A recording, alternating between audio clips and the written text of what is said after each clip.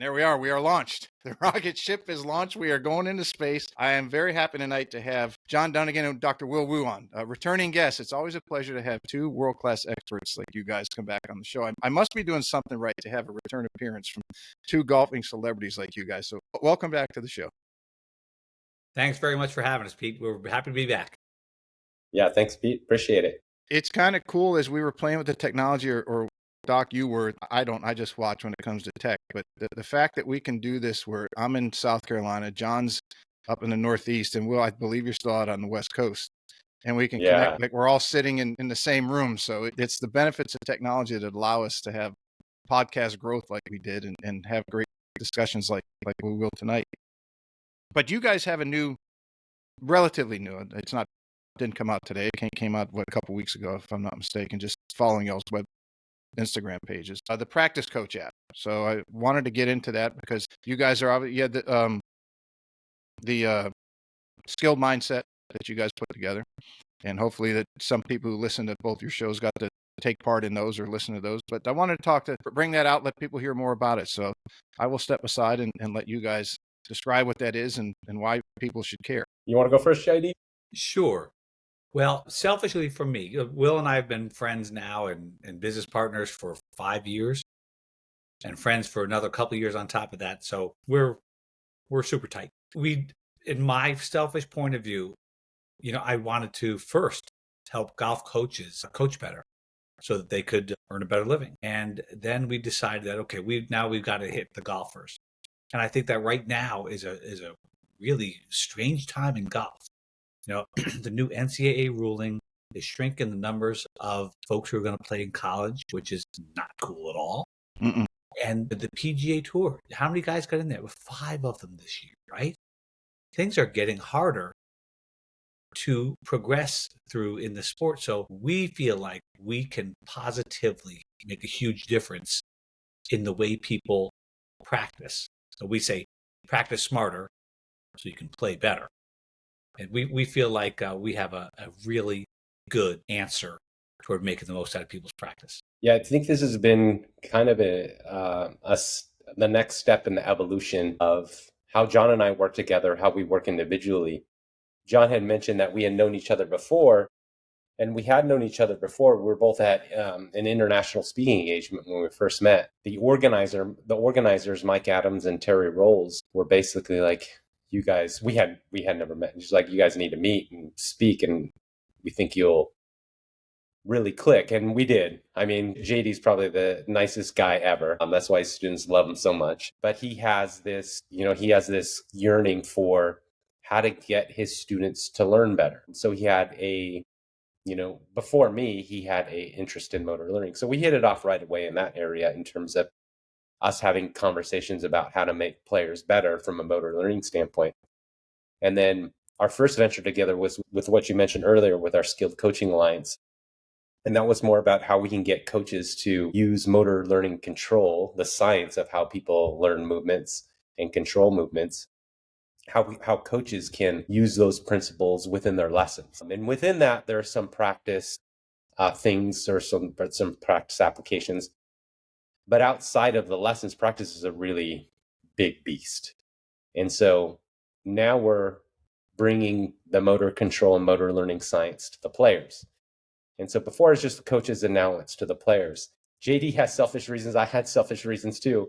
So Practice Coach was something that I wanted for a while because, I get to work with a lot of really good players within the motor control and learning context. It's really time consuming to do if it's not automated. And it's really been one-on-one phone conversations, modifying, adjusting practice plans, knowing and learning what they're doing in their swing and translating that into usable things that they can do in practice. But now with Practice Coach, what we've been able to do is take JD's years of experience as a coach using motor learning control principles. And I don't know, I always say this to JD when we're on the phone and we're talking shop and we're kind of being the golf nerds that we are, is I always say that unmatched, if I can't make something and we have to talk about skilled coaching language or practice coaching, there's motor learning concepts that need to be explained. I have full faith that he'll be able to explain it in an accurate format, more so than anyone else, any other golf instructor or sport instructor in the country. Like he's, he knows it more than my graduate students do. And so his level of understanding of the motor learning control, and combined with teaching players for how many years he's been teaching at the elite junior level, at the at the professional level.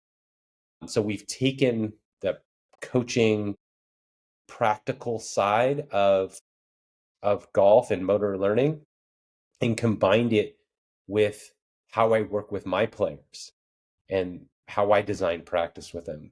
And so we're really excited that we have this tool for people that they can use. Now it's personalized practice. The days of just doing these static drills that you find on Instagram and YouTube that people have no idea if they're good for them or not. Or maybe if they're lucky and it is good for them, it's going to be only good for them for a small period of time.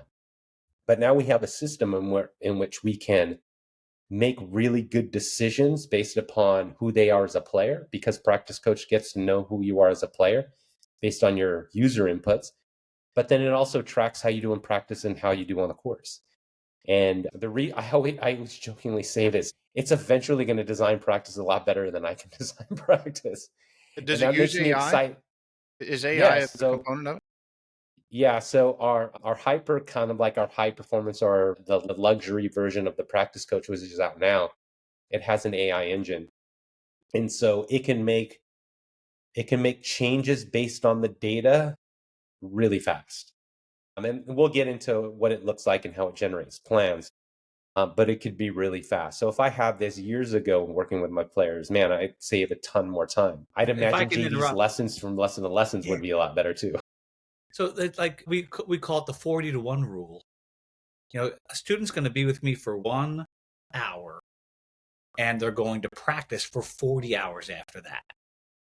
Usually by themselves. Right. They're by themselves. Unsupervised. And then that means that they need direction, because very few people, we call it in our app, one of the ads you would see it for, discipline is built in. Instead of having to wander around your practice where folks they'll completely lose their way during practice. They came here to do this, and then half hour later they're doing something unrelated to it. Well, now they have it laid out, which is so much easier to follow. And like Will was saying, so you go through your practice and you rate your performance in the drill, and that feeds the engine. So next practice session, you have these little, we're turning the bells in the direction they need to for your game. We know how golf is an up and down game. Well, we have the ability to actually flex with people's progress, which is cool. My first experience with AI in an app was with the Stack. Having Sasha on, I believe right after it came out, I had him on and we were talking about it, and I got one, and I couldn't believe how intricate it was and how specialized it could be almost instantly, and how it would adapt to what the individual was doing, which it's not a gripe, but one of the things that I've seen in golf, and unfortunately, even with all the technology we have today, the ability to measure what people are doing, and you guys, I'm sure, are aware of it. It's kind of one of the discussions in the golf world now is how steep should you be on your chipping and pitching? Should you be double digits down, or should you be more anywhere from 5 to 8 down? And there's these arguing camps. There's always has to be some argument in the golf coaching world. But the question that I would ask to both of them, because obviously they've both been very successful with their players in their own right, is how do you differentiate whether somebody should be steep or they should be more shallow? What makes someone gravitate towards that type of swing and have success with it, and what would make somebody not be successful with that type of swing? I think when we get to that level, which it seems to be we're going with apps like yours and how AI is playing a part, where it has the adaptability based off the input you're giving, that it can identify the subtle differences that humans, as you said, well, it would take you hours and hours and hours with an individual to work that out. Now it's doing it in seconds or nanoseconds. I don't know the technology world well enough to speak to what terminology should be used there, but that has always been my gripe on coaching, or my outside 10,000-foot view is like, how do we determine? Obviously, these are very good, and fill in the blank on what people have argued. Remember, putting used to be, is it arc or just straight back and straight through? Then we've had the shallow discussion for long. We had the alpha wars. Now we got the chipping discussion. It's like, okay, both of them, as we look back, or at least as I do, both of them had their place. It's like, but let's determine when and where the place is, like a medication. My dad's allergic to penicillin. If you give it to him, he has a very high probability of dying. So what medication can you give somebody for their health or for their swing or for their stroke or whatever that's going to make them advance? And that's why I'm very, very interested to hear more about your app and how it's doing that. Yeah, I think the practice equivalent or the motor learning equivalent to kind of what you're saying, right? There's a discussion about it should be steep or not as steep. The practice equivalent would be that a lot of people are familiar with would be like the random and block discussion. Mm-hmm. Like I get asked that all the time. JD gets asked that all the time. And usually our answer all the time is random or block. We say yes. And that answer is exactly what you're saying. And I'll explain why is random and block, first from a research standpoint, represent two extremes, right? Two extremes of practice. And people look at it as you just have this binary choice, one or the other. So when you look at it, that is really probably a misunderstanding of practice and styles of practice. And random may be good in a specific situation for someone, but it may be bad for the next person. And so what you said, how do we know what the individual needs? And that's what we really love about practice coaches, because there's a whole continuum of practice styles that are in between random and block practice, right? I mean, I can't tell you how, like the other analogy is, wow, do you like to take scalding hot showers where it burns your skin off, or do you like take freezing cold showers where you get frostbite? And there's all these other temperatures in between. It's the same thing with, practicing within that random block continuum. And so we love the fact that we can now provide players with, who cares what that question is now, random or block, because you can just practice, you can play, you can input your stuff, and our algorithm, JD and I's algorithm, combined with our AI engine, will make the best decision for you. It will learn where on that, practice style continuum you are. And the other thing is that people evolve along this practice continuum. Mm-hmm. And so practice coaches really is sensitive to that. The plateauing, or this drill used to work and it doesn't work, that's not a thing anymore, because now we know what people need from a practice standpoint, and we measure and monitor it, and we evolve as they change. And so we're really excited about things like those opportunities that we can give people. It's more of a practice journey than just doing something over and over again. Yeah. It's more, it is a long-term, not just a single practice session kind of thing. But that was when we were deciding on how to arrange the subscriptions. We couldn't go with the super short-term 1-week trial, because learning takes time. Learning is a different thing, as you know, from performing. So we want people to have enough time to go in there to make actual changes that last. Wouldn't that be cool for golfers? Yeah, there's a novel concept. It's not something that someone's going to come to you guys and say, hey, the city championship or the club championship or our league for our collegiate tournament is next week. I need a quick fix that you can help me. It's something that it's like a lifestyle change. When people say they want to lose weight, it's like, yeah, it's a lifestyle change. It's not like do this diet for 6 months and you're just going to lose weight and then it's going to be off forever. It's a commitment. I use to my students, I go, yeah, I'm going to go to the gym and get in shape today. But that said, we do have some serious material in there to help a golfer calibrate his ball control skill in very short order. We can handle that. Yeah, there are some things within. So when you want quick fixes, it's really not, you move out of a motor learning paradigm, right? Where when we're talking about motor learning, we're talking about your training over the course of time.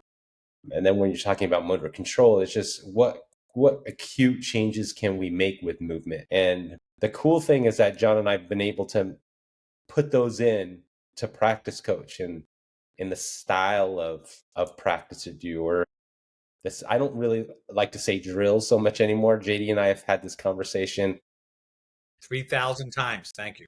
A lot of about drills and what people imagine that they are, but we have drills or exercises where people don't know this. I mean, we don't smash them in the face with like, oh, this is the scientific process and this why, right? We just give them the drills and they work.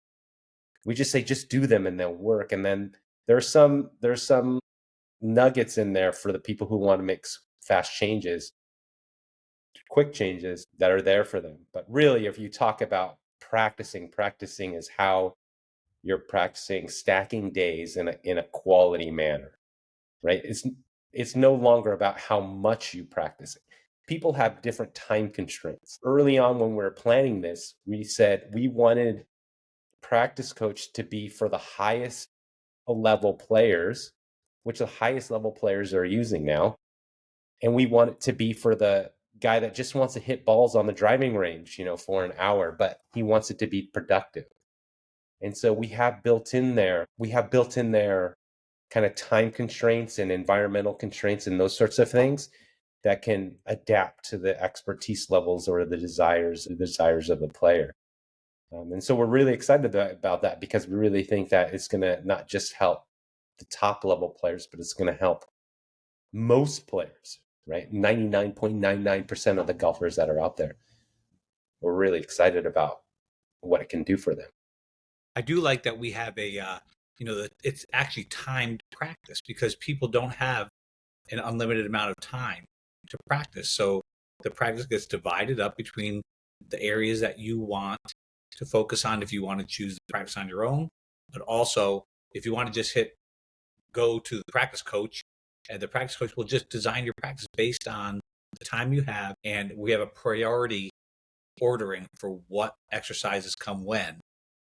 So it's pretty efficient use of practice, and it keeps also people from going, you know what, I'm not hitting my 6-iron 210 yards with a tight draw and standing there and doing that for 3 straight hours, which is a colossal waste of time. But I see it all the time. And you know what's really funny about that? How many 6-irons do you use in a round of golf? Couple. One. Yeah. And JD brings a good point. It's like now that we have the advanced statistics, we know what's important relative to scoring. What part of the game is important relative to scoring? So that's all baked in there. I mean, you're not going to spend hours and hours in a fairway bunker in a practice. Like no one will do that because like how important is that to overall scoring? So I think it's also golf smart in terms of the efficiency of time. You're working on the important things that contribute to scoring. And JD brings up a good point is the time component to it. You have players at higher levels of performance and lower levels of performance. They have family constraints, right? Or they have family restrictions. Like some tour players have kids and have families and some tour players don't. And that's an entirely different beast. And then just the same, some amateurs have families and some don't. Some play multi-sports and some just play golf.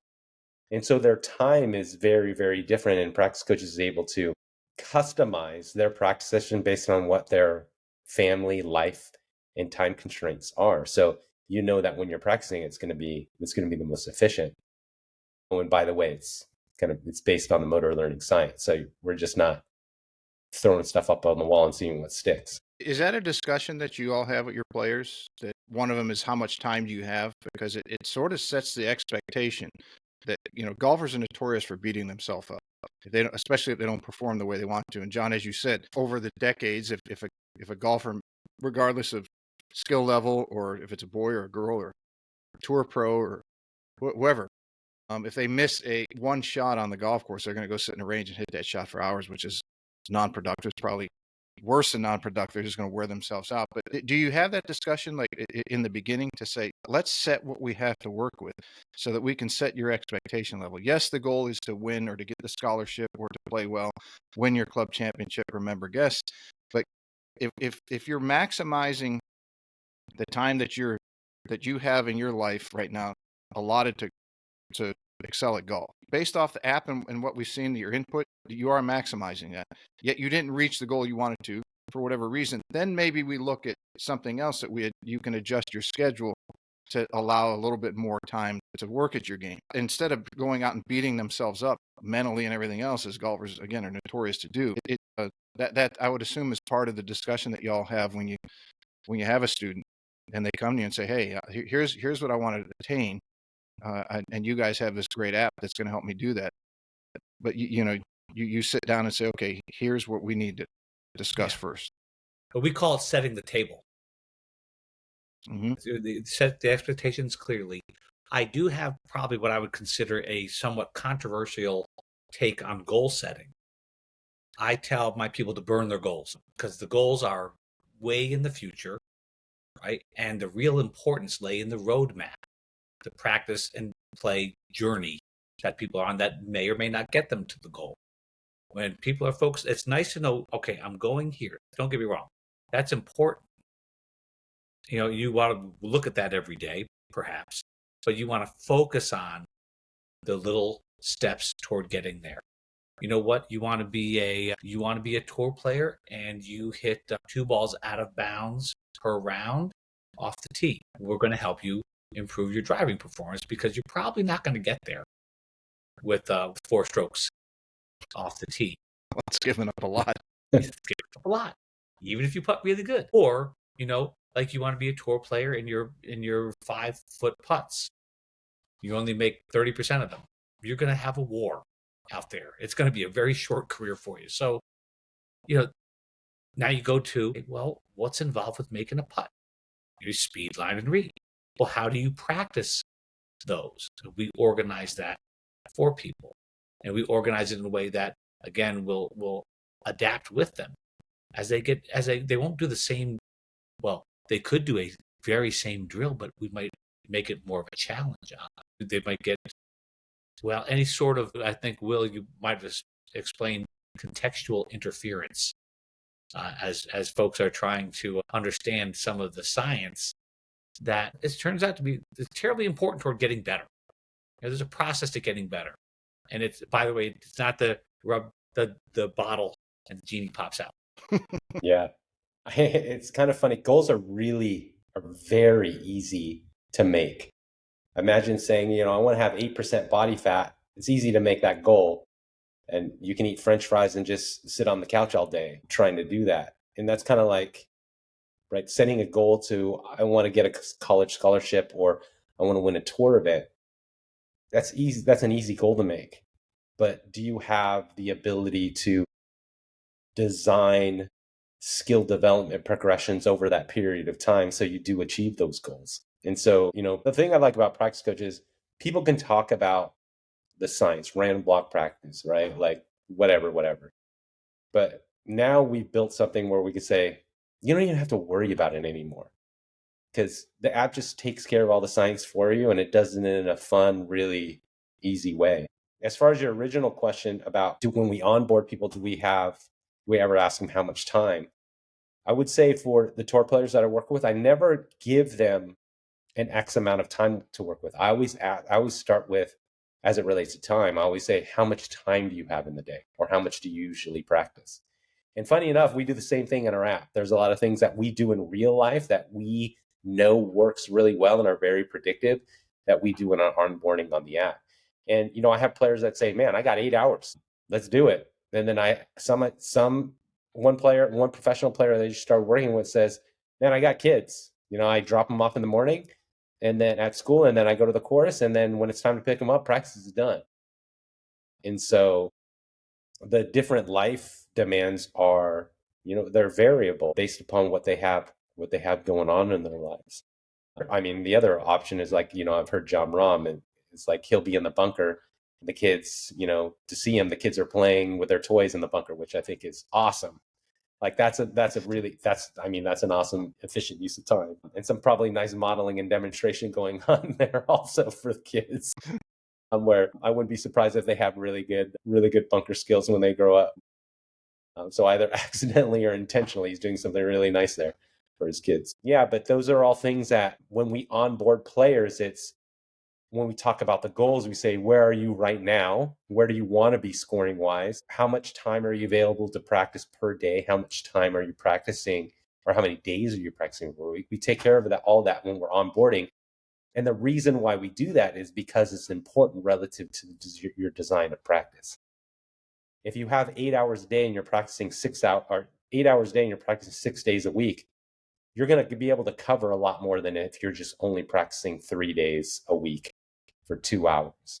And so different priorities have to make, and practice coach is really good at prioritizing for the demands of the player. Now, is that person that's only practicing 3 days a week going to be a super high level elite player? No, Probably. because they don't have the volume, but they're going to be the best that they can be within that constraint, at least from a skill development standpoint. How does the app take into consideration, if it does, the difference in, like, if you take somebody like a Bubba Watson, who could not ever sit there and hit more than one, let's say 2 shots in a row the same, and somebody, I'm trying to think of somebody who's very, very structured as far as a tour level player. The only one that comes to mind as we're talking about block and random.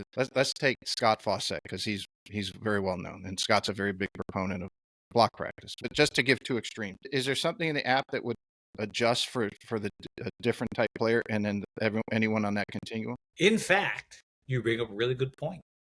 So I have heard, and I don't know this, one of my guys did play a couple days with Bubba. Play on the golf course counts as practice, maybe in some respects more valuable than practice because it looked like the real deal. Mm-hmm. And we have a fairly robust section in the app that is based on course practice.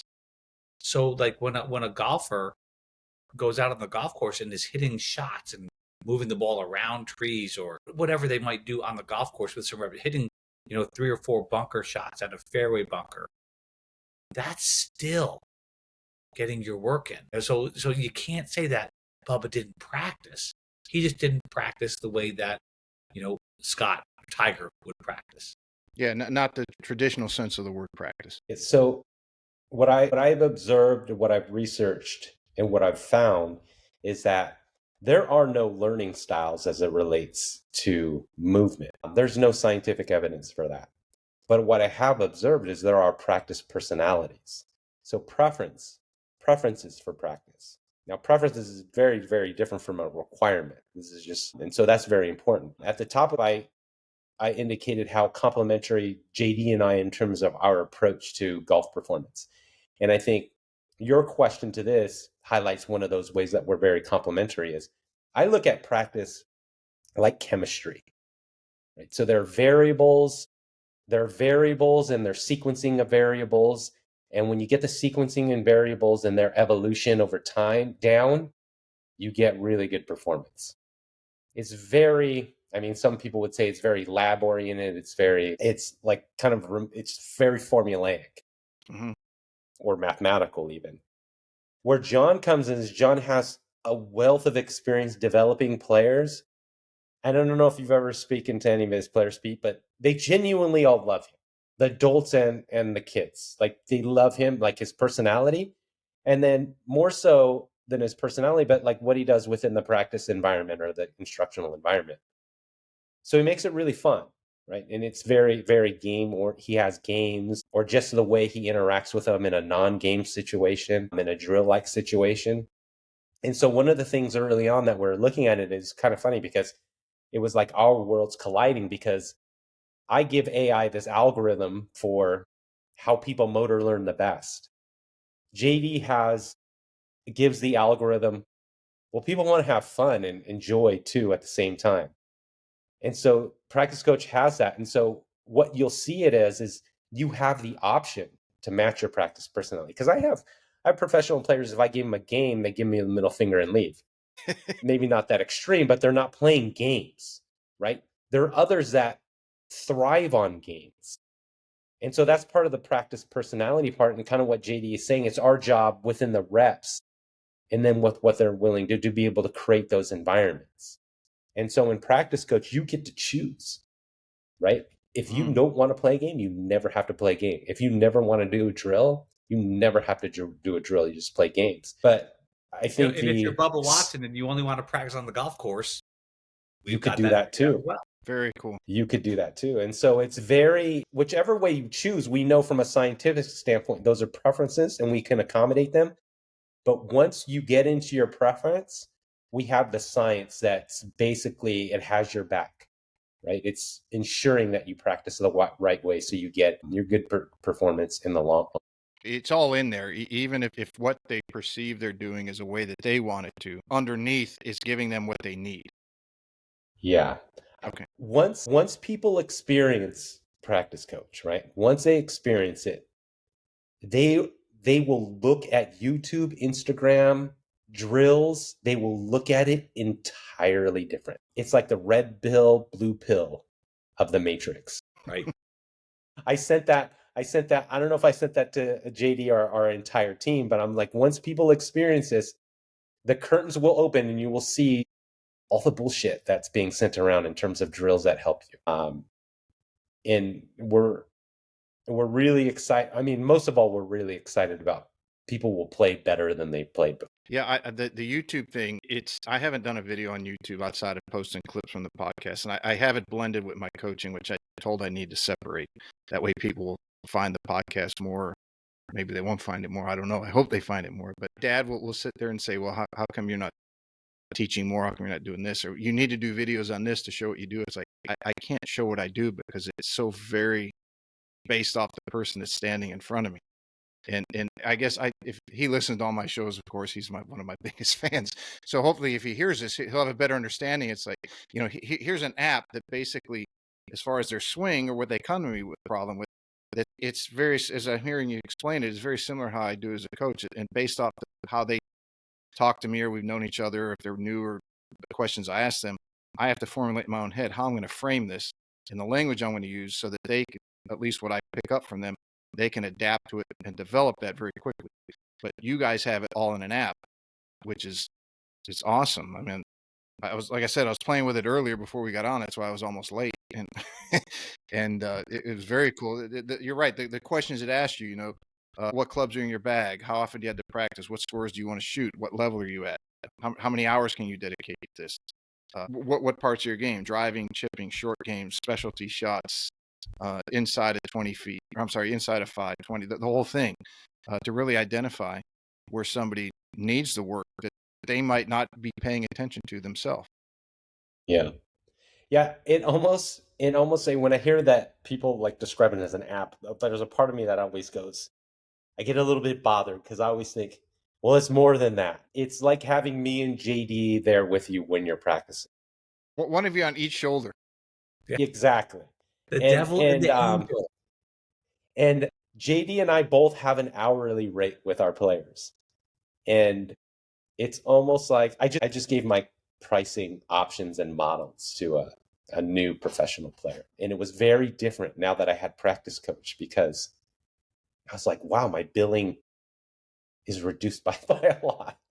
My hourly billing in the form of the app, because I just use the app for the drilling and like the progressions and all that, rather than me and John being there. And then we're both charging our hourly rate while you're there. And so if you think about what we charge for our hourly rate while we're there with you driving practices, it's not financially feasible for most players. And so I always like to think it's basically us being there with you. There's even if you remove me from the equation, you just had JD there, you're getting a steal. You're getting a steal for the price of the app, because you can have him there for 8 hours. I mean, try to book JD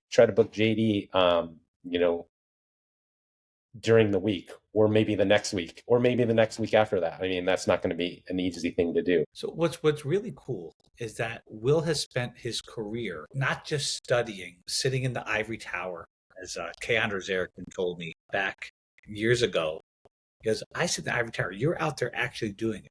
Well, Will's had both ends of it, right? Where he's been obviously a professor, but he's actually out there doing it, so he can see what works. And then what we call the voodoo, one of our supporters calls it, is motor learning voodoo on people. And it's really just the way that he designs the training. That what it creates is a higher level of interest in the student and what they're doing. And when you have a higher level of interest, what happens is you get better. You pay attention better. Now imagine you're out there and you're going to hit, I've seen my own students do it, much to my dismay. 1 hour putting the exact same string line putt. There's a little more to putting than just hitting it on a straight string line. We're taking care of that. We're making sure we don't fall into these just silly traps. You know what I did one time to show a student about that? They wore the footprints out in the green, and they said, "Well, next time I'll just use a towel." And I said, "Come with me." So we go into the grill. It was a hot day. I said, "You thirsty?" He said, "Yeah." This is a teenage kid.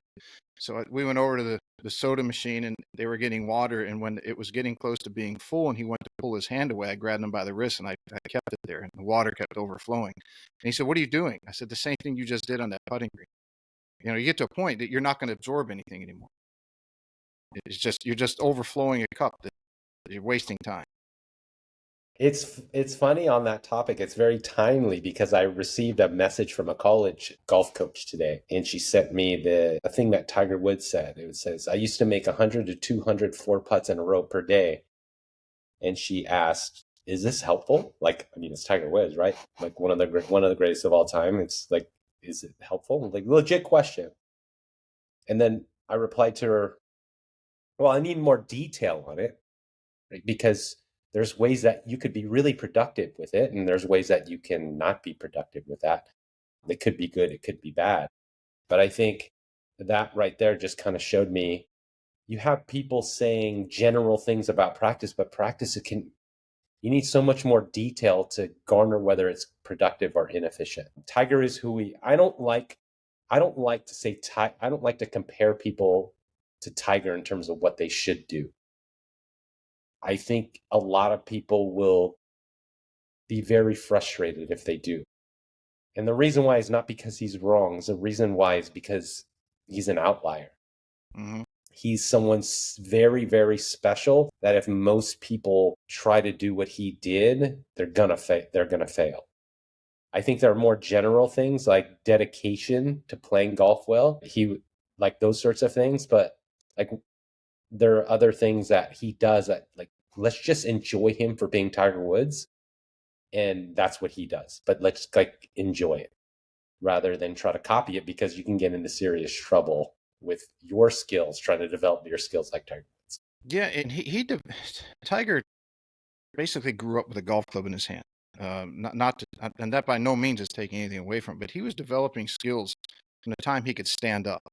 And you can't base your development as a 30, 40, 50-year-old, even a 20-year-old or a 17-year-old, or whatever somebody is, based off what Tiger Woods did. If you did, whether you started playing when you were a teenager or you started playing at some point. But I think one of the most amazing things about Tiger, outside of all his accomplishments, backing that way up, is the fact that not only did he start playing golf early, he obviously had a deep passion for it, but it seemed like that passion never died out. He always had the desire to go improve at golf. And over the course of an entire lifetime, it's like, how many people can you think of that had a passion about what they were doing for their entire life, and it kept achieving, getting higher and higher? I mean, John, you're again this year you're top 50 Golf Digest.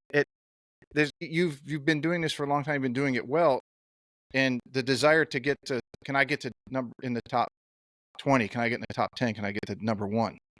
That I think all coaches have that desire, especially once they get to your level. If they don't, you got to, well, how the hell did they get there in the first place? But that to me is, I think, of Tiger Woods, that's one of the most amazing things is over his, and I think he turns 50 this year, or is he 49? Yeah, I think so. He's right. He's like 49 or 50 right now. Yeah. Yes, I think he's not 50 yet. I think he might have just turned. I know he's December. His December birthday. Okay. But to have that from the time, your memories of your entire life, most of them are associated around golf. Obviously, he has his family. I'm not discounting that at all. I'm saying he's done this for a long time, and to do that in any endeavor is quite, for a lifetime, is quite amazing to me. How many people pivot in their career? How many people, they get into sales, or they become an assistant golf pro, and then they go into teaching. They get into teaching, and I'm not making enough money. I want to have more money, and I'm going to go into sales for, pick a clothing company or a medical company. They're always pivoting, and to have one career in one sport. And I know he did. I think he ran track in high school as well. He wasn't golf 8 hours a day every day, at least from the friends that we have a lot of mutual friends that have told me. But that, I think that is one of the most fascinating things about him, and that he continues, even with the body that's banged up that he has, to strive to keep coming back and still perform at the level that he wants to. I don't know how I got off in that sidetrack. I think it's, personally, I never worry about anything other than making me better. I don't really care where I am on lists and stuff, but I do want to get better for my peeps, because those folks are very important. So, John, one question I have for you, because if anybody has listened to you, they've watched you teach, you follow you on social media, and the Dr. Will alluded to it earlier, is you have a way with your students that is really second to none. You have such a way that you convey the message and the language you use and how you do that. Is that something that you just naturally developed over time? Is that how you're wired from the time that you can remember?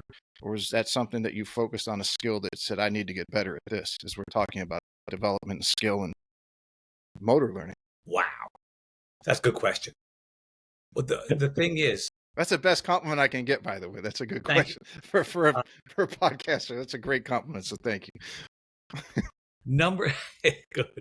Number one is that I really do.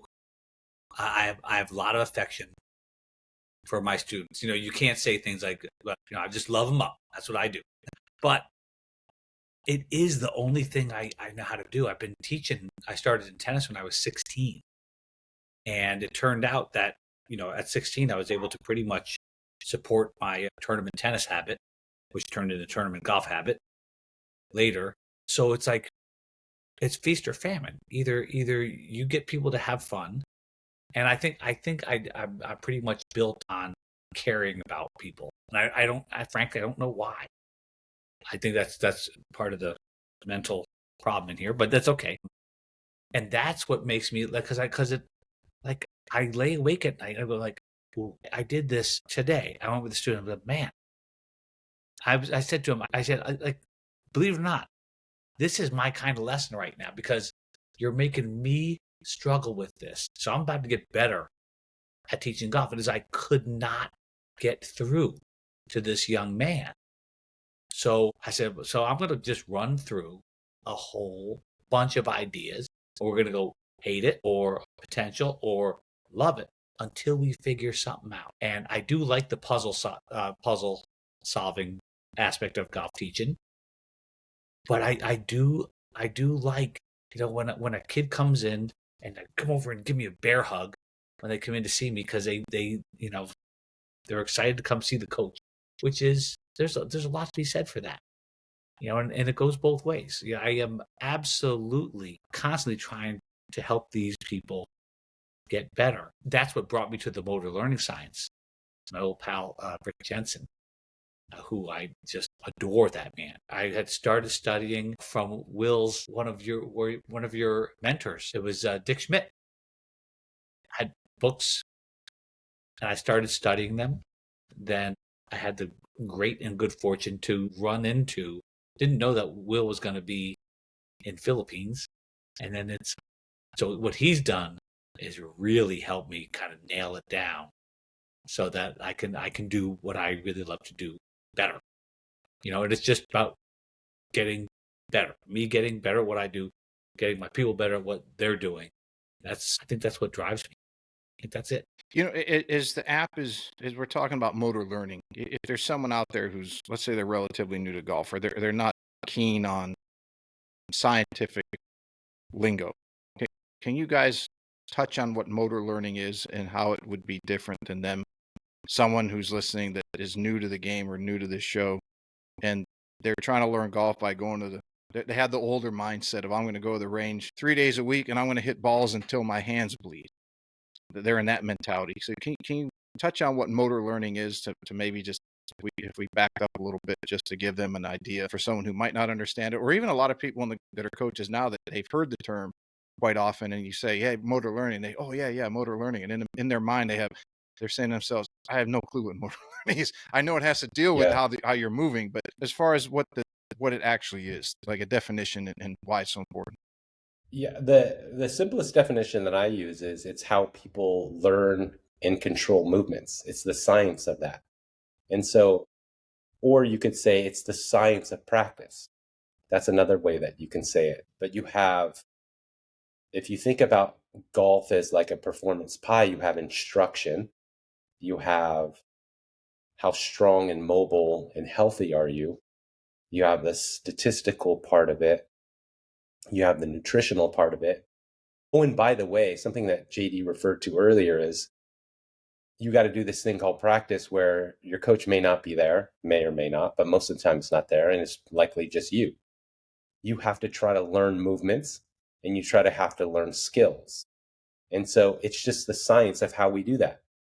And just like any science, there are principles that, I don't want to say if they're violated, they don't work, but there are principles that promote good learning. And when I mean good learning, when does it show up on the course, right? Does your movement, does your skill show up on the course?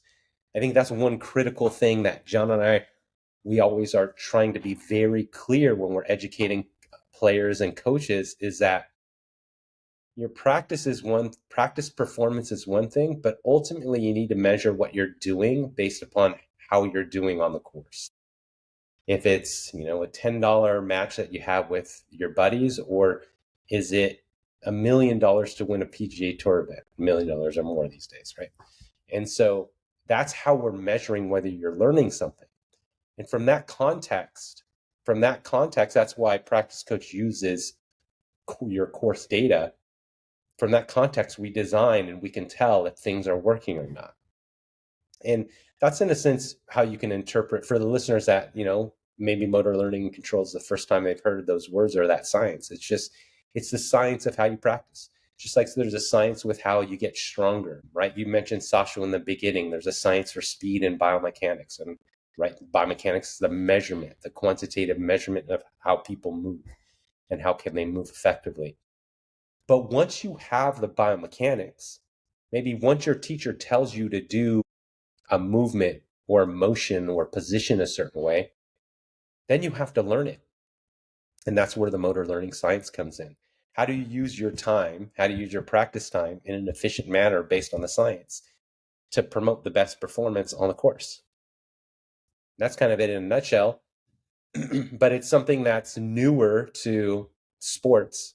I mean, the field has done a really poor job of advertising itself, but it's fairly a newer part of how it can contribute, how the science can contribute to athletic performance. Is it fair to say that basically golf is a test of your ability to use the club to hit the shots the golf course requires, and that the learning part, I like to say learning is exploration, but the control part is calibration? Is that fair for the PhD? Is that fair to consider the motor learning one thing and the motor control as actually different things? Is that a fair assessment? Oh yeah, they're very different. Motor control is what you can do in the now. And motor learning is what you do over a process of time, and how you're performing in that, whatever that end competitive event is. And if you think about, let's just think about golf and how we can increase performance in golf and all of the things that we have in this soon to be 2025 year. We've just completed this 2024 year. We have technology. It's never been better before in golf, like your clubs and the balls and all that. It's never been better, right? I think the coaching has advanced a lot with technology, with more sharing of information between coaches, the debate between coaches through communication, like broader communication, right? You think about how nutrition has added to golf. You think about how realizing that you not only need to be strong, but you need to be mobile to prevent injury, and then strength for the performance side of it. Think about how that science has contributed to golf. And now, when you think about all those things, did I leave anything out, JD? I think you left out the actual practice. Yeah. If you think about all those things, now let's talk about how most people practice, right? Most people, pre-practice coach, even now in the age of practice coaches is out. Think about how people practice and think about where's the advancement there. I mean, now when I view driving ranges, my kids play competitive golf. John coaches my oldest. I go to the driving range and I look at the driving range, and I get it. Some people are there just to blow off steam or whatever. Their main pursuit is not to get better at golf. It's some other reason. I get that. But the majority of people want to play better golf that are there. And I just look at it, and they've been doing the same thing for years. Not that individual, but if we looked at a snapshot of people practicing golf in 1980 compared to a snapshot of people 2025, they're practicing the exact same way. And how they're practicing and where they're getting their practice methods is just basically grasping blindly in the dark, right? As it relates to like what the science says. Some people have figured it out, right, on their own just by trial and error. But it's time consuming to trial and error. Mm. And so we think practice coach fills that void of, okay, has not been an evolution in practice. This is going to be the evolution of practice. And this is going to help jump performance like all the other contributions have jumped. How does practice coach take into account, let's say a student is working with Andrew Rice's here locally. Let's say they're working with Andrew, and Andrew has them get y'all's app, and Andrew has them working on lead arm position at the top of the swing. How does a student and Andrew, as they're utilizing the app, how do they implement what they're working on mechanically versus what the practice coach is telling them to do through their motor learning? Yeah. You want me to answer that, JD, or you want to answer that? Yeah, go ahead, please. Okay.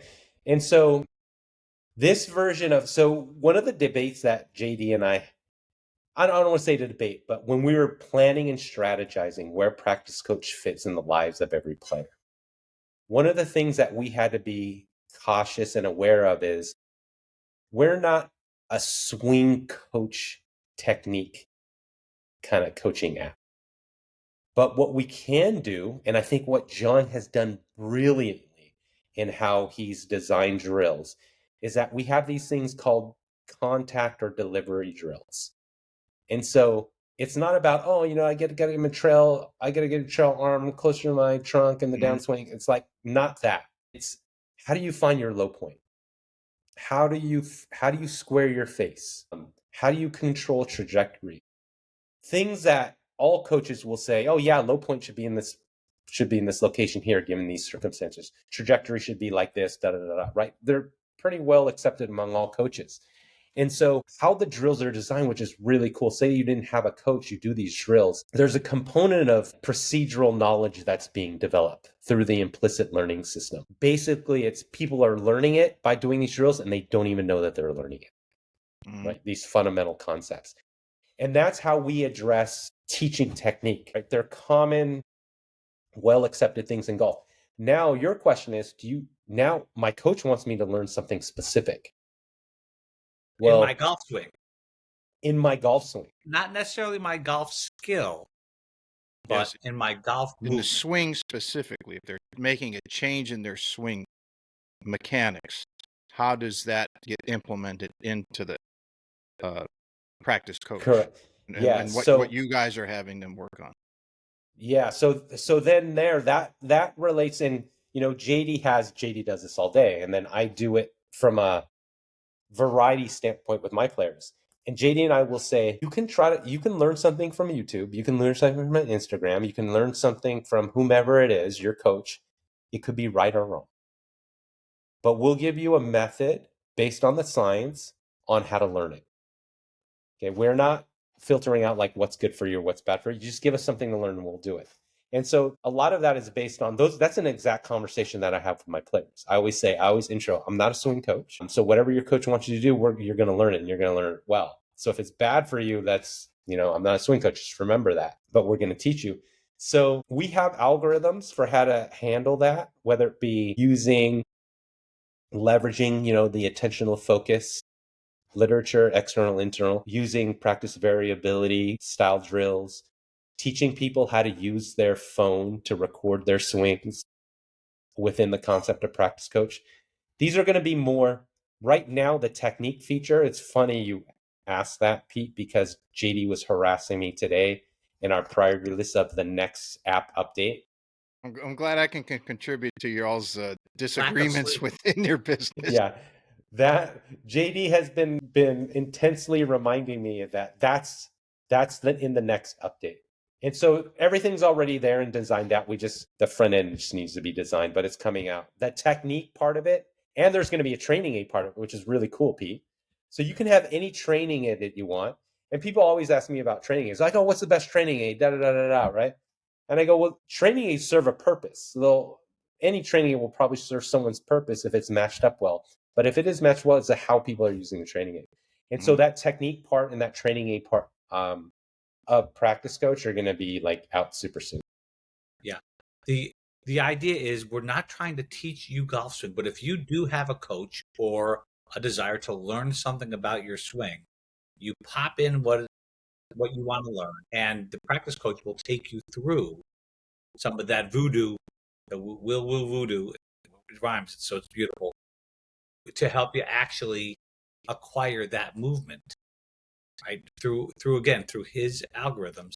And then but you go right from that, you go right back to now. Use that movement and let's control the golf ball with it. It sounds I think a lot of people stop at the movement, right? And they expect, I've worked on my golf swing, my ball's not flying any better. Well, because the movement is not controlling the face to path relationship, for instance, or necessarily the low point. It might not. It might.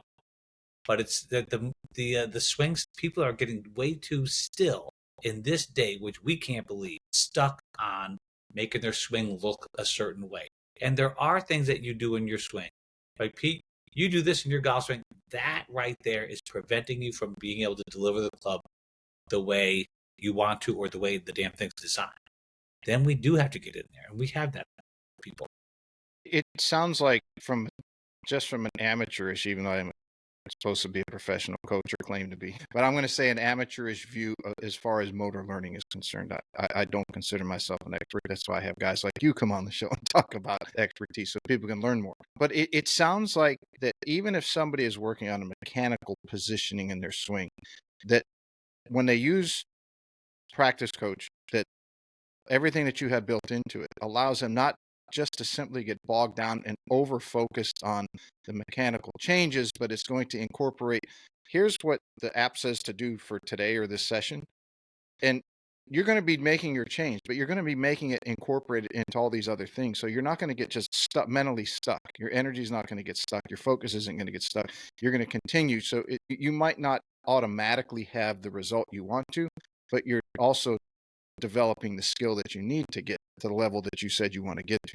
So it's just like we talked earlier, there's a continuum of opposite poles of how somebody's going to use it or learn. Or I know that's a bad way to say it as far as when you said there's not learning styles, but I'm saying, well, I just better shut up and say that what I'm trying to get across is it sounds like that somebody can work on their mechanics and not get bogged down in it because they're utilizing what you guys are telling them to do. And it's this whole growth, skill set development. Yeah, Practice Coach won't allow you to do that because the way the algorithms work in Practice Coach is fundamental to the heart of the algorithm. Practice Coach is you got to play. And so in order to get you to play, it has the steps and the progressions that are right for you. That's why it's individualized. I had someone, they were interested in the app and they were like, oh, you're like, it's time to put in the profile you put in, right, Pete? And they're like, oh no, I want this to work with like a bunch of different people. And it's like, no, it's like not like that. You can go to YouTube and like get recommendations. That's for everybody. But Practice Coach is specifically to the person and what the person needs. And so I think one of the things that JD and I talk about a lot is we're trying to get people out of the mode that this drill is good for everyone. That drill may be good for some people, best case scenario, most people in a specific situation and point in time, but it won't be for long. And then you're going to need something different. And so, I mean, we have a big job on our hand because there's practice, really smart practice is something that people don't know about, right? And it's kind of up to me and JD to educate them and let them know that there's a resource and tool that will end the madness and the frustration rather than just getting a new driver or spending $60 on fancy new golf balls that you may lose in a week anyways. Yeah, like we said earlier, you have to have the right medicine to cure the ailment. And just going on YouTube, whether it's your health or it's your golf swing, and saying, well, this person did this and that looks pretty cool, so I'm going to do it. And I hit it well at the range yesterday because I did that drill. So now I've got it. And then they go out and they play and they play worse because maybe it was something that actually enhanced the problem that they had and hurt them and didn't help them. The same way taking the wrong medication can really screw you up. So one of our beta testers, he's a junior out here in Southern California. I don't know if you're familiar with the Southern California tour, but we have almost like a really high level tour. It's called Toyota Tour Cup, offered by our SCPGA. And how they structure that's the highest level, AJGA like style level equivalent players, right? And so he was our beta tester and he used it and won. Really big event. Like he gets a junior lifetime exemption onto that tour because you can get booted from that tour if you don't play well. So he gets his exemption for as long as he's a junior to play on that tour. And then one of the things that he describes is that the week leading up to that win, he says, I didn't feel like my practice performance was all that great. And then he played the 2 weeks later. Yeah, he said, I didn't feel that my practice performance was all that great. I think that highlights some of the important things about the science of practice there, is because practice coach's job is to make practice meet a certain challenge and difficulty or complexity level. And you've always hear people say about, oh, train hard so you play easy or you compete easy. That's really a reflection there of practice coach designed a training environment that's difficult for him, but manageable. But when he's looking at his performance, is like, man, I didn't shoot under par on that game or that, whatever that scrimmage was. But if you understand the task that we created or that practice coach creates, what it's doing is giving you the train hard, play easy type environment. And oftentimes people have difficulty associating practice performance with future good competition performance. I can make someone really good in practice. It's not going to be good for them. Vice versa, I can smash people in practice. It's not going to be really good for them. Is there a certain level? There's a certain level that you have to get to where they're slightly uncomfortable because they're not good at what they're doing, and they're pushing to reach that next level. So what practice coach is really good at, and we have this, this is how we put it into the algorithms with it, is if you've heard me speak about how things can change and how difficult things should be in the past, it's based on sport-specific, skill-specific successes within that context, right? Like I always get asked from coaches and players, it's like, oh man, I heard somewhere that I should always be practicing at an 80% success rate. And I go, well, imagine you're a baseball hitter and you're practicing at an 80% success rate. You're batting 800 in practice. Is that really good for you? By the way, it's double some of one of the best batting averages in history. Yeah, I mean, how much money that's gonna make the Shohei and Soto contract look like a small little thing if you can bet. And so, it's really about how JD and I put together, right, the knowledge of, okay, for a tour player, what is average for them, like in terms of proximity to the hole, 150 yards out. So if that's baked in there. What is the proximity of the hole 150 out for, a 15 handicapper or something along those lines? So if we know those things, then we can build, our algorithm is built so it's creating practice environments that are right in those, are sensitive to those types of numbers. And so really, that, you remember how I said when you experience this, you'll look at drills in a completely different way. And that's what it's really about. It's like, what does that person need at that point in time? Because it's going to change in a month from now. Yeah, there have been drills throughout the history of golf that have been very effective. but not adaptable. They didn't, it's like, I'm going to get in shape I'm going to do 10 push-ups every single day. And I'm going to be, boy, in 3 months time, I'm going to be so strong, be unbelievable. It doesn't work that way. I have to adapt how I train. I like to say, because I heard it, learning is agitation. You're rewiring your brain is not comfortable. So if your practice is going really, really well all the time, and maybe there's a certain amount of time like right before you play that's really important. But if you're not wrestling with it, you might not be getting the most out of your practice. So instead of that girl hitting an hour and a half straight of 10-foot putts on a chalk line, she probably could have arranged the practice a whole lot more successfully so that she would have been, curiously enough, being able to actually match up her speed, line, and read. Mm-hmm. Wouldn't that be something? Would that be a more useful, well, for an hour and a half? Yeah, that'd be a way more useful. Is part of the recipe of what you guys have within this, one thing that I see, that I saw when I was playing, and that I see, and it's only, I think, being amplified in today's world of, as we talked about in the pre-show, that it's getting harder to play collegiate golf because they're restricting the amount of players. It's getting harder to play at the tour level because they're restricting the amount of spots. So the competition is ramped up.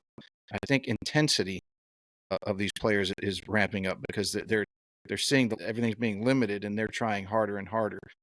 And what I used to see playing was most guys on the different tours I played on would try too hard. And they would, they get done with a couple weeks tournament and then they say, I'm going home. And I was guilty of this myself. You didn't play the way you wanted to. You go home, you got a week or two off. And every day you're out there for 8 or 9 hours a day, not hitting ball after ball, but various parts of your game are playing and you don't take the time. The question I have is there a part of your recipe that works on, well, practice? I used to teach this to a lot of kids when I was teaching at the college. I used to ask them, how often do you go out and practice where you're not thinking of anything in your swing? Because you're always going out thinking of something in your swing. How often do you practice without thinking? Like, have a practice session where you're not thinking of anything. You're looking and you're swinging. Let the athleticism come out of you. So is part of the program that you have, is part of it built in there to teach someone how to not be 110% intense all the time because they're running in the red and they're going to blow an engine in a third or fourth round before they ever. You can't run at 110% round 1, 2, 3, and 4. It's not going to happen. So how does that work in there? Because this is something that's only been in my own mind for many years, and I'm not sure how to get people, whether it was myself when I was playing or players I've coached, to get them to back down the intensity so that they're on somewhat cruise control, because it's a journey. We all know that golf is a journey, whether it's a tournament or your career or whatever it is. And I see the industry ramping it up harder. And how do you get players to back down some and have their cruise control take them, and then they can step on the accelerator a little bit when needed? So I think that I think that comes from two sources. I think one of the things that JD and I will profess is that practice coach isn't a swing coach. And I think there's a lot of lessons, in my opinion, and this is how I see value in coaches, is if you're just going to coach for swing technique, you're making a big mistake. Mm-hmm. If you're going to a coach because, oh, by the way, that should be the baseline to me, right? Now I'm speaking from a parent with a little bit of a look behind the curtains of golf performance. That should be a baseline for me. The other part of it is, can they basically raise my child for those hours that they're with them? And when I say raise them, is good, responsible human beings that can be good, responsible adults. So when I say that, I think in golf instruction, it's really important that you have a coach that's advising them. Golf is not a try harder sport. You can play really good defense trying hard in basketball. But try hard in golf, it's probably going to get worse. So it's not a try hard sport, right? Those are lessons that if they're not coming from the parents, it's coming from the coach. But I think those are the environmental things, right? That influence development. But I think from a practice coach standpoint, once you start going through practice coach and how it takes you through practice, those are things that you learn implicitly. it's going to be impossible to score under par in some of the scrimmages. And so you're going to learn that I can accept being over par in this scrimmage, because you'll say to yourself, it's virtually impossible to be under par with this particular scrimmage, but it's teaching me something. And then they'll associate it with something that they're a performance and improvement down the line. So that's where a lot of the value and, bang for the buck comes from. It's teaching you stuff that you don't have to worry about. You don't have to think about. It's just automatically doing it with the way it progresses and structures the development plan over a course or a period over time. Yeah, best effort is not maximum effort. It's the right amount of effort for you. And I don't think we're doing anything right now particularly designed toward, okay, empty your mind and swing. We're not there. We want, okay, hit the ball there, but we're not telling them what to think. Mm-hmm. You know what I mean? Okay, do what you must to make the ball start here and end up there. Hit the ground with the golf club over here or over here. One of the things that I noticed with JD, and this may be something he does consciously or unconsciously, but after my son will talk to him or message him after a post round, JD never asks him what he scored. And that's intentional. He never does that. And that's what I'm talking about right when I started this point of the conversation, was that's a part of the training the person, right? Rather than just training the technique. So I think it's really, really important in golf because of the unique nature of golf. The ups and downs, which are mostly downs, the parents and the family need to build that, and the coach needs to build that. And so if the parents and family can't build that, then the last line of defense is going to be the coach. Mm-hmm. It reminds me of a line. I don't know if you guys watch that new show Landman with Billy Bob Thornton. Oh, that's really good. Yeah, it's very good.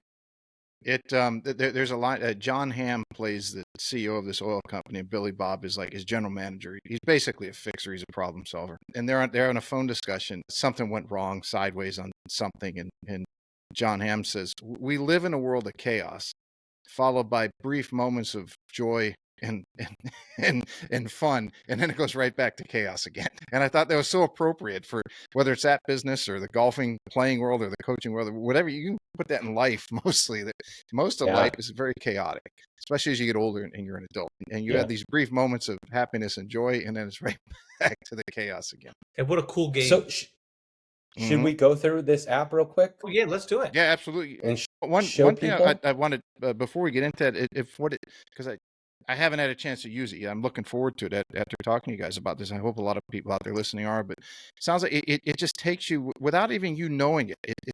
It's getting you to improve and improve and improve. And then you hit a certain level, AI is going to kick in. It's going to make you, okay, you got to this level, you're going to improve again. And why I think that's so cool is one of my first guests, and he was a very dear family friend. He was the number 2 man at a Fortune 50 company. But he had started throughout his career at a ground level, entry level position. And I said, how did you get to where you were? Did you plan this? And he said, no. He said, I did the job that they put in front of me. And after you do it for a while and you learn how to do it and you learn how to do it well. And then you get a tap on the shoulder and says, okay, you did this. Now we need you to take on more responsibility and we want you to do this. And he said, then you repeat, you go to work and you do your job and you do it to the best of your ability. If you mess up, you learn and you can. And he said, I continued that my entire career. And then he becomes, they went 800 million to 20 or $50 billion company. And he said, and now he's running it and he never gave up that same process of do this and this and this, what's right in front of you. And you will develop the skills if you continue to work hard. And it sounds like something very similar. And I only bring that up because whether you're a Fortune 50 CEO or you're a junior golfer wanting to earn a college scholarship or just to break 100 for the first time, the fundamental principle is the same. That might change over time, the things you have to do in your perspective, but the baseline is still very much the same. Yeah, I like that analogy because JD and I will just say, just practice, and you'll see. And if you're a parent and you don't know a thing about junior golf, or maybe you're a parent and you think you know a thing about golf, just do the practice. You don't even have to worry about it. Just fill it out, and then they'll get good. Like it just It just works that way. Yeah. So let's see it. Go ahead, Yeah, JD. I am. As you All right. pull that up, Will, I'm on a mission to get people to just, if they like golf enough, to have the interest to get better, just go and take care of that, and you might get to where you want to go. Mm-hmm. But if the thing is, every time you're playing golf, it's whether you're good enough to get a scholarship to college. You might be trying too hard again. You might be putting too much pressure on yourself about the outcome, but you're not. Just take care of the shot, right? Just do that. Let's see what happens. Look at that. Hello, Will. All right, let's do it. All right, so let me see if we're here. Yeah, there we go. So this is our home screen. And if you're a new user, and we'll highlight some of the things that you experienced earlier, Pete, and some of the things that we've been talking about. But if you're a new user, and JD, stop me anytime or chime in anytime if I'm missing anything or if you want to add something. But we're all about creating individualized practice programs that work for the player, that adapt and evolve for the player. And it starts with the setup. And so one of the first things that we have them do before they can do anything is, what type of player are you? Right? Are you a professional player? And we have players at all levels on it. We'll just say amateur. Most people are amateurs. And then we have them put in their handicap. They can put in their handicap anywhere there. And they say you don't have your handicap, what's your average score at your courses? So you can put that there. What's your goal, right? So now we have the goal thing in here.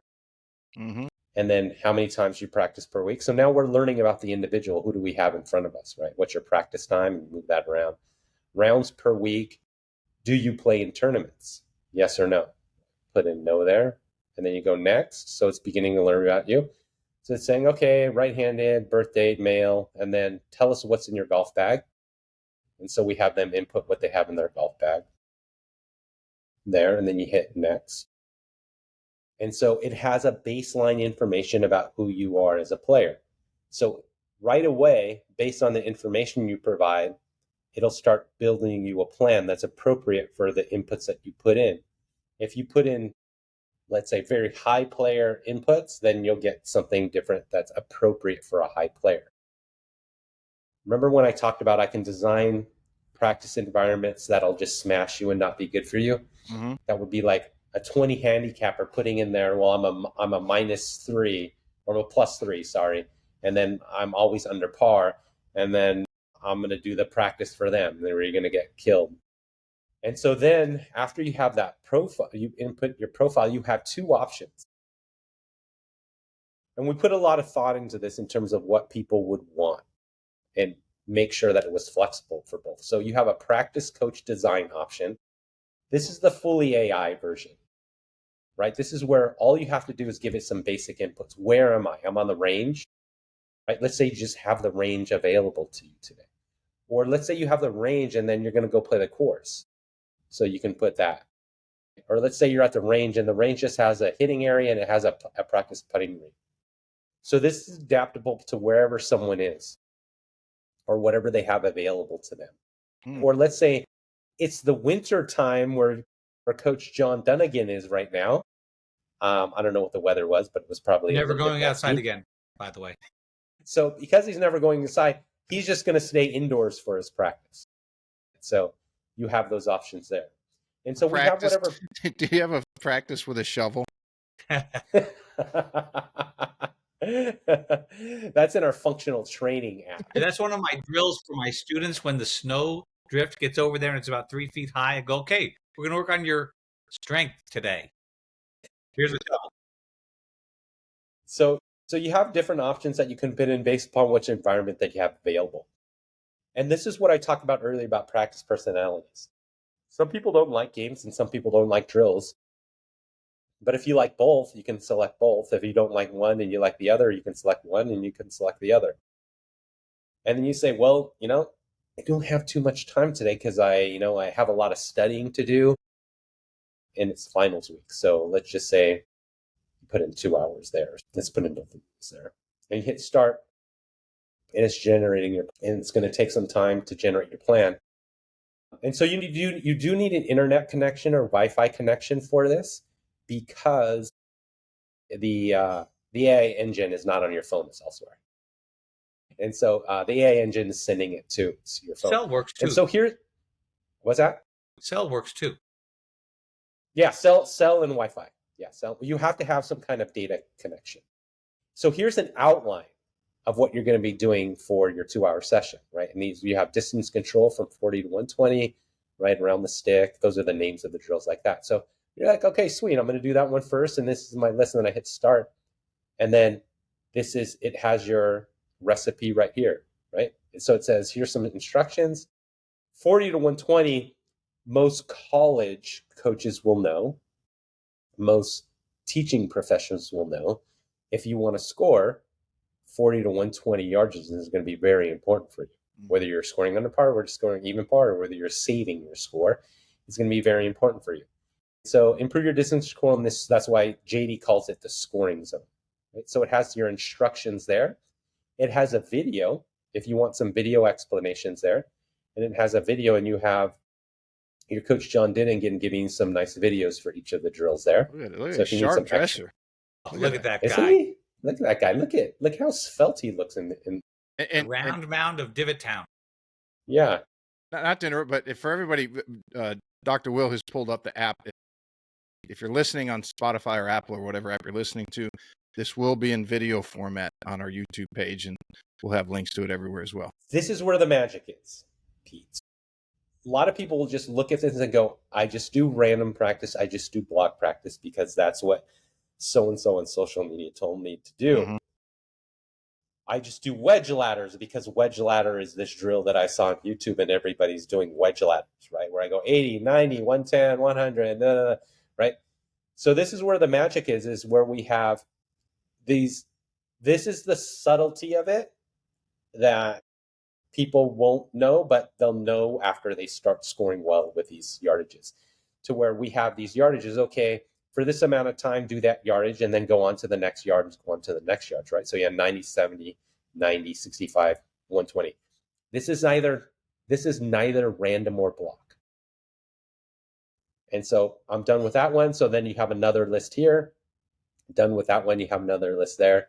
Done with that one, you have another list there, right? And so you just keep on going through and there's a little timer at the top. If you can see the timer at the top, top right, just telling how much time you have on task. Let's say someone comes up and wants to chat with you, just hit pause on your timer if you want to preserve your practice time. So when it says 1 minute and then it says distance 95 yards, does that mean you're going to hit 95-yard shots for 1 minute, or you're just going to hit one shot? Okay. So for 1 minute. Some people might hit 3, some people might hit 10. Correct. That's irrelevant. You just say, hey, here's your time frame. Hit a 95-yard shot. Yeah, okay. That is irrelevant because this is going to be important. I have an explanation when we onboard people of this system, how to use this system. Mm-hmm. So this is a system that's been super effective. It's just a 1 out of 5. It's kind of like RPE and exercise. It's pretty reliable. I found it very reliable in the players that I work with. I just tell them, be objective, right? Rate according to your skill level. So it works for professional players, junior players, etc. But you say, okay, based on this drill, how did you do? 5, you did awesome. 1, you did poorly. 3, you did average, right? Let's just say we did average on this one. Then we go done. So it logs it, and then it goes to your next drill here, right? And then just hit start, and you have your next drill. So it has the instructions. And then once again, if you need a video explanation or some more details, right? We have some really nice videos there, and those of Coach John, right? So you get the downline view of Coach John's instructions here. And so here, this is around the stick start line. So there's a really good drill for start line to where we have people doing now. Here's again, this is the magic in the sequencing here. So we do different types of shot shape. So if you look, we want people to do shot shape that's 10% over their shot shape. That means if you have a baby draw, we want 10% more draw. We have under. So if you do a baby draw, 10% under is probably going to be like your best attempt at a straight ball. Mm-hmm. And then we have ideal again. So here's the practice variability, right? That I've talked about previously in your podcast, talked about with all my coaches and my seminars and stuff. But you know what, Pete? You don't have to know about practice variability. No, you're just following this. You're following the script. It's taking you. You just follow it. Yeah, you just follow it, right? And so same thing. And you have the driver and the clubs there, right? See how you have an 8. You start off with an 8 iron, and then you go to the drivers there. So you just go next, and then you have all your other ones till the time goes, and then you have your rating system, right? So when you rate your performance, that goes back and feeds the engine, right? And that's how we turn the dials on the practice for you. So we have multiple ways that we can feed the engine, Pete. But before we get to there, this is your other option. Now, let's say we call practice coach design, you're going on the journey. But let's say you want a little bit of control of your practice. Specifically, you have things that you need to work on or that you want to work on, like in your opinion. So once again, you can choose like what you have available to you, right? All this wherever you are. So let's just say we have the range, we have the short game area, and we have the green available to us. We want to work on the driver. We want to work on some mid irons, short irons, distance greens. And because I have a short game area in green, I'm going to highlight around the green and putting. If I was indoor, it'd be totally different. My options change, but I'm not indoor, right? So I'm going to pick these guys here. And then you choose, Pete. Are you a games and drills guy, or are you a both games and drills guy? Probably both. Okay, so let's do both. And then how many hours do you typically have, Pete? Depends on my physical capability nowadays. I hear you. Let's say you get a get out of jail free card for practice, right? And let's say you have a nice 4 hours. Ooh, that'd be nice. Right? Maybe this is the day after Christmas. Mm-hmm. All right.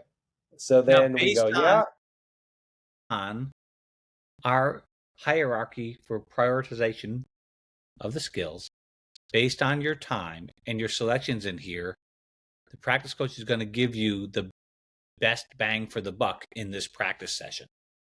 Yeah. And so you hit go, and then you'll get your outline again. So it's generating. So once again, if you don't have data, then this won't populate. So you got to make sure you have data. What you can do if you know you're going to a place that doesn't have data, you can like pre-populate it. So there are priorities like JD mentioned that are things that to be a good player, you need to work on these consistencies, like putting on your pants every day and brushing your teeth. Mm-hmm. You got to do them every day kind of deal. And so right now we have master your stock shot. That's one of the things that you should be really good at. And you know how people say, Tiger's got that 9 window drill? And you hit a fade in window, hit a draw in window, hit a straight shot in window.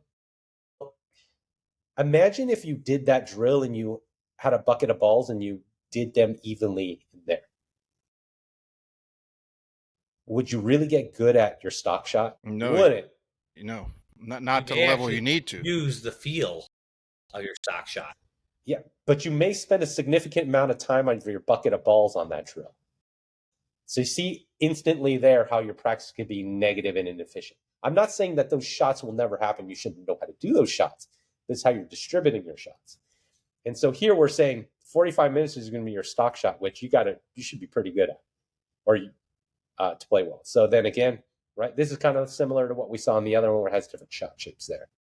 Right, so I'll just go through there because I'll skip that. But you saw the rating. And then we have distance control. Cool. It's so detailed, but it's so simple. Oh man.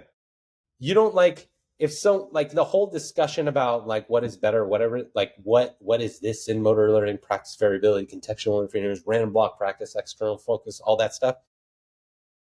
Don't even worry about it. We got it. Mm-hmm. We got you covered. We got you taken care of.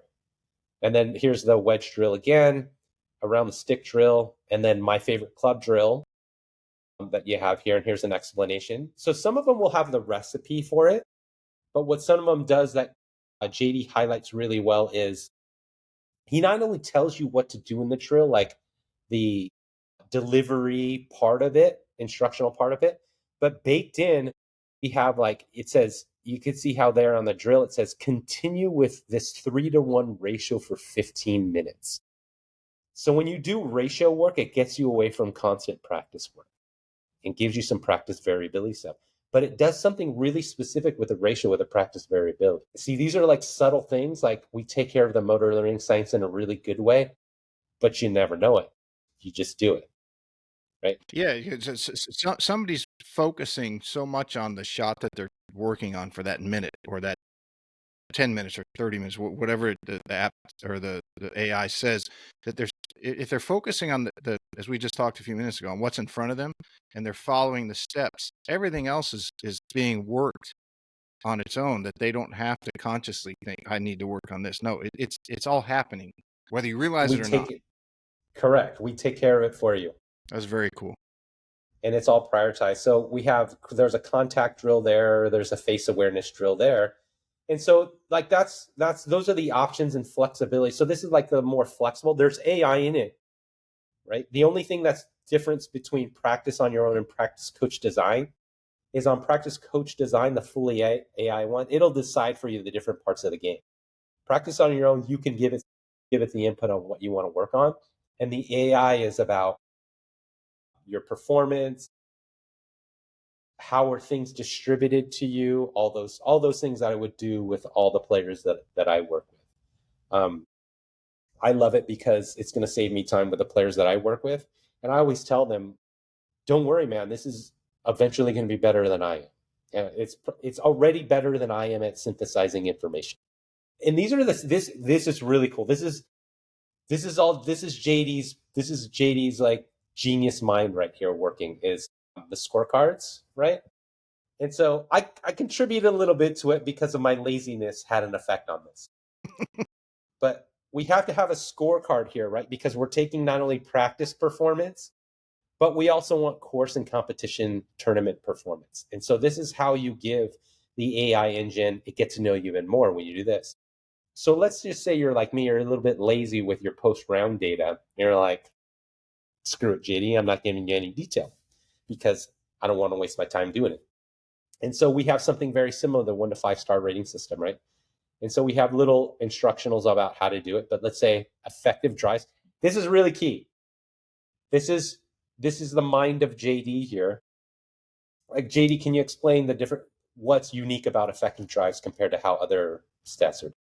Well, so right now, if you have water right and you hit your drive in the left rough, you missed a fairway, so you get dinged for a fairway missed, and you lose strokes, right? But in our world, if there's water right and hitting left rough, that's hitting a fairway, so it's very effective.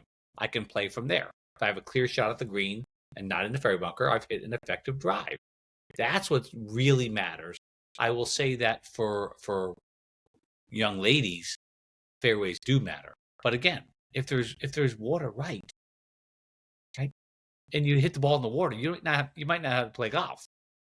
On the effective greens, this came up once again, where my student hit the golf ball to 12 feet on the fringe. Strokes gained, minus 0.3 strokes. Dunigan says, that's an effective green in regulation, right? That was a super effective shot, and she made birdie. So I guess it was pretty effective, right? Mm-hmm. So that's where stats can be very misleading. So we have our own kind of version of stats with all the explanations for folks. You know, for instance, if you've hit a putt from 20 feet, and I've heard people saying, actually, I heard this with a 30-foot putt, you've got to get all your 30-foot putts to the hole. Now, we know that at 30 feet, the dispersion's going to be 6 feet wide. So now you have a significant number of 4, 5, and 6 foot comebackers. Your score just got a lot worse. So for us, if you hit a 30-footer inside of 3 feet, that was very effective. Mm-hmm. You know, that's kind of how we look at this. And so in here, it gives us a real quick snapshot without a lot of detail if you're not so inclined to want to put in detail. But it sounds like you've taken some of the statistics that are out there that according to just numbers would say that it wasn't good. But if you're hitting it 12 feet and you're on the fringe, that's a hell of a good shot. You're 12 feet from the hole, as opposed to on the green and 32 feet from the hole. And so what this does, it saves time, so you don't have to like measure out and whatever you do. Mm-hmm. But let's say you did have a stats program that you use and you really like a lot. Well, you'll be able to import your stats into Practice Coach into the engine, right? Like say If you wanted to use our way of keeping it, you can. But if you have your own system or own like other source of information, you can't. You'll be able to import that too. And so let's say I'm not that lazy, but I still am a little bit lazy. Then I can go to post round intermediate, right? And then I could just, well, how many drives did you have? I enter a number there, right? How many did you hit? How many penalties? Like how many effective fairways in a sense? Mid range and long range right there. So it's a slightly more detailed one. And then here's the one that if you were detailed about your play, and let's remember, if you're talking about AI engines, the more data that it has, more valuable data it has, the better decision making you're going to do. And so you're incentivized to do it like that. And so, you have the par and you have the score. So you enter the par for the hole. Let's say it's a par 5 and the distance is 5. And your shot 1, right? That's your shot 1. And the shot 1, you're going to hit driver. You can do this during or you can do it after. It's up to the player. And then you have, well, was it effective, non-effective, or in the hole? Okay. Only John. This was for JD because he's found some new speed with his driver. So in the hole is actually in play for him now. 4-gram driver shot. Let's say it's effective, and then we want to know where did it go. Well, it could be effective in the rough, right? And it could be in the left rough. And then how did it get there? Well, maybe I towed it a little bit, right?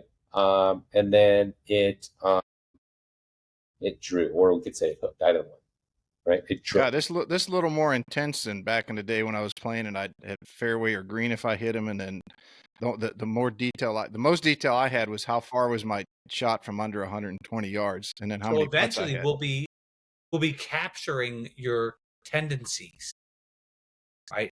Or missed patterns, if you will. Yeah, so that's the value of inputting this, because if you're always hooking the ball, then when we go to the practice variabilities, when we go to the work on, like say I'm always hooking the ball with the driver and you say you want to work on your driver, well, it's going to tell the exercises that, man, the guy always hooks the ball. We got to give him some drills, whether they be skill drills or delivery contact drills that are going to help him with this, right? And those are those kind of procedural knowledge drills that we try to develop through the implicit learning stuff. Mm-hmm. And then you go to the next shot and do the next shot stuff there. And then there's an unforced errors section for unforced errors. How many, right? These are things that JD over time with developing his players at a really high level, things he'll ask them. Well, how many missed 2 to 3 footers did you have? How many 3 putts from 25 feet and in, right? This explains a lot. This can help explain a lot right here, if you choose to fill that in. But you can choose to fill it in at whatever level that the player wants. So there's a lot of flexibility there. And so over time, what happens is that it populates your stats, and then you'll have stats for your driving approach, wedges, right? Based on like what you fill in. And then additionally, over time, the AI will synthesize your data that you have, and will give you some insights about what it is. Actually, no, we changed it to where insights, sorry. That's in development. That's a future development. I got a little ahead of myself there. So and I gave you a little. Is there just a continuation of the AI developing what you need, what your practice should look like? Or is there like a quarterly report card? So the quarterly report card will be in the future. Sorry, okay. JD, I gave it away. But in the future, you will have like the quarterly report card and insights. Right now, what we're using insights is it tells you, well, like if I, like, give me some rhyme or reason how my practice is, what's being emphasized in my practice. And then it'll show you what the rhyme or, well, we're emphasizing these things. Right. Like mine has putting is a slightly higher priority than driving because I drive it pretty good. My fairway medals get almost no attention at all. Turns out they're just not that important for the scoring skill, right? And then it's a mix of, it's telling us, okay, we're going to prioritize these things in your practice sessions. And so they continually evolve with those star ratings. So when you put the star ratings in, it gets pretty smart pretty quick. Yeah, Yeah, you so guys you can might have see just what, ended the debate on block versus rant. It might not be a debate anymore. yeah, it's like, don't even argue about it anymore from a training standpoint. Because really, like, if I get a little bit nerdy for you right now, Pete, I have research in that area. I'm very well researched or very well read in that area of contextual Mm-hmm. interference, practice variability. If we look at a data set, I can pull some really nice data that will show you block did really well for this individual. I can pull you another one and say random did really well for this individual.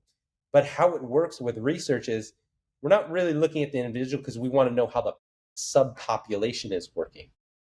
So most people do well in this particular study in random practice. But you had these one or two individuals that did well in block practice. And that could have been you, Pete. Right? And so when people are saying random is better, but that could have been you, and you actually have data that says you did better in this condition.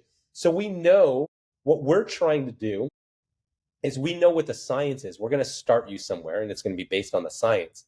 But if you are out that outlier, we're going to be sensitive to that. Mm-hmm.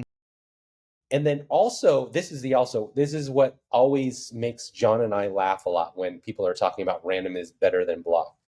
Like if you look at the body of literature, there's some studies that say block is better than random. There's some studies that say they're both the same, right?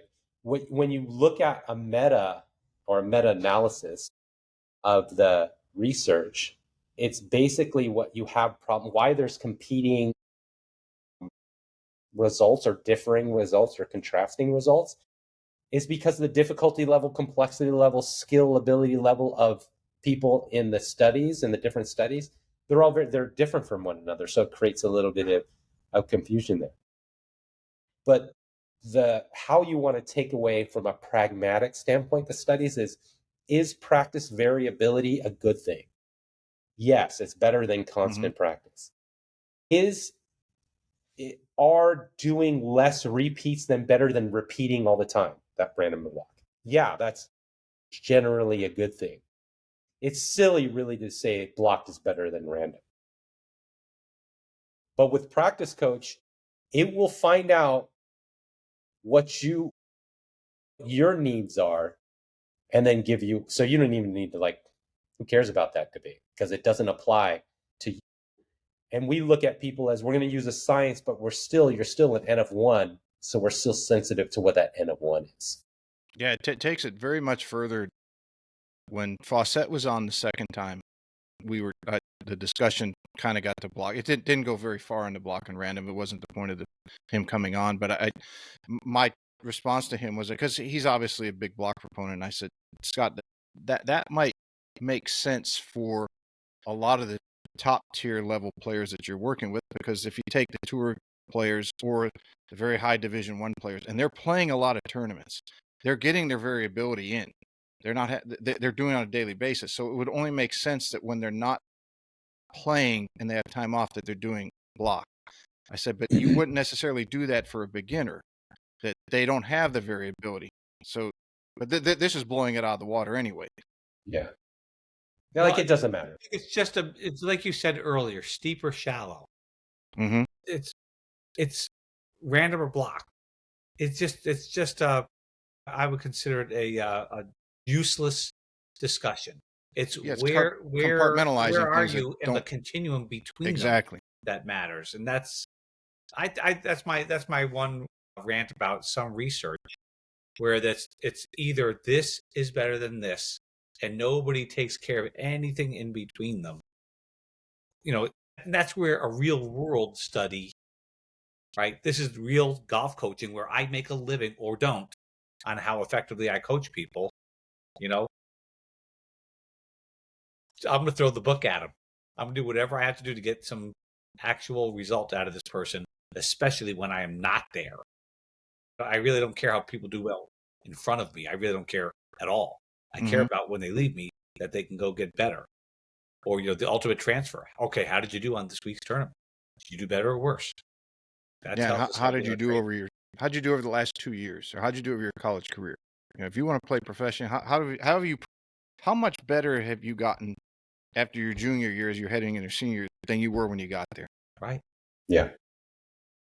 And so that's like, if you look at this now, right, Pete, and you're thinking about, oh man, I got this drill. And you're like, okay, it's good for like one segment in time. Mm-hmm. Or it may not be good for you one segment in time. And then what are you going to do like when you get good at that drill? You're going to keep on doing it? Well, that's like, the analogy that JD said, well, 10 push-ups got me pretty strong. And you just keep on doing 10 push-ups? You talk to Andy, right? Then it just becomes insane. And then like wedge ladders, 80, 90, 100, 110, 120. Those become a little silly too when you think about how long does the utility of that drill last? And in wedge ladders, and we're talking about random and block, wedge ladders are a specific sequence, right? So it's a sequence of either small to increasing yardage or yardage going down, right? From larger to smaller yardages. And so they have a lot of limitations. God, I'm all And excited so to go out and practice now. Yeah. that's practice. Well, we're hoping, I mean, that's how you get good. So we're hoping people do that. If it wasn't dark out, I might go out and turn the headlights on and go out and start whacking balls. There you go. That's what I'm talking about. That is very cool. I mean, Yeah. how long does this take you guys to put together? 13 months. I mean, I know a career, a lifetime. The obvious answer is a lifetime. But yeah, we have a really good team. We'd be remiss if we didn't mention our Svexa analytics and AI team. So Svexa, we've teamed and partnered with, and they're responsible for our AI engine. And then, we work really well because JD and I give them the algorithms and they kind of build the engine out to our specifications and needs. So we have a really good team and partnership with Svexa. And we just have like really good people working on the back end and front end. So JD's about right, about 13 months. Like it took us from inception to getting it out. And, I'm still a full professor and researcher working on NSF, $1 million NSF grants, and JD is booked months out. I've been trying to convince JD to work less. It's coming. Yeah. So it's really, it's been a while. It's been a lot of hard work. I mean, it really is like having 2 full-time jobs. Mm-hmm. I get up at 5 in the morning and work on my days off are morning till night. And I think I talk to Will more than I talk to my lovely bride, Francine. See, I don't know. It's not good for JD and it's good for me. I like to live by the saying, you're the average of the 5 people you hang out with the most. Mm-hmm. And 2 of those are my kids. 1 is my wife. Another 1 is JD. So I got 4. That's 4 that are making me like a much better person. And so I look at it. Yeah. For JD is going down though, because he's hanging out with me a lot and he's going to hell. Learned an awful lot from you, my friend. An awful, awful lot. You may be better golf coach. It is awesome. I mean, we touched on a lot. Have we forgotten anything? Did we miss anything? I think we cut that. No, I think that's it. Yeah. I think that people just have to download it, pick what program they want, fill in the information, and just start to use it. Yeah, I think you can find us on Practice Coach Golf on Instagram. We have our website, practicecoachgolf.com. It's just remember that it's me and you and me and JD there with you all the time. So, there are inexpensive apps you can get out there that aren't going to make a ton of difference for you. But this is going to make a difference for you because these are the same things that I've used with pro players to win tour events, same thing that JD is using to get kids college scholarships, winning junior events, changing lives of the adults that he has, like literally saving their lives, right? Examples Got a of couple that. that have said that, yeah. But the thing is, it'll make it more fun, folks. Mm-hmm. It's like for the price of 1/4 of a golf lesson, you get us helping you with your practice whenever you want to practice. You can't book us to that amount of time. Mm-mm. So it's not inexpensive, but when you see what you get out of it, we think it's more than fair. And we had a brand new user, brand new, just say that, I put in a short game practice and I had the best short game practice I've had. I don't remember the exact quote, but something like that. No, he said it was very productive for him, like more productive than he said. And he's actually a professional player. So he's had a lot of experience with practice. After listening to you guys tonight, I mean, I'd highly recommend it for obvious reasons, but or you can go through 20 to 30 years like I did in trial and error and then look back and say, God, I could have done, all I had to do was get this app. I just wasted 25 to 30 years and I could have done it with an app. Where were you guys 25, 30 years ago? I was failing miserably on mini tours.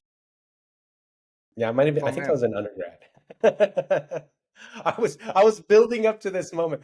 I was in undergrad class with Dick Schmidt. Awesome. Thank you guys. I'll have, as usual, we'll have the links to the app, your website, all the social media that you guys have. A one-click link, everybody can get to it. Get it. If you want to get your game better, if you're looking at what you got to do for next year, this is the time to do it and jump on it. It's, as people are going to watch on YouTube, it's so simple. After watching Dr. Will go through that demonstration, that it's probably the easiest thing you can do to improve your game.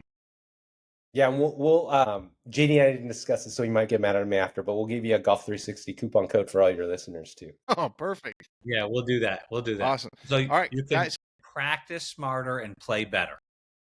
There we go. That's a very, very easy, simple way to do things in a technologically advanced world. Fellas, hang out just a minute. Everybody, thanks for checking us out. We will check you next time.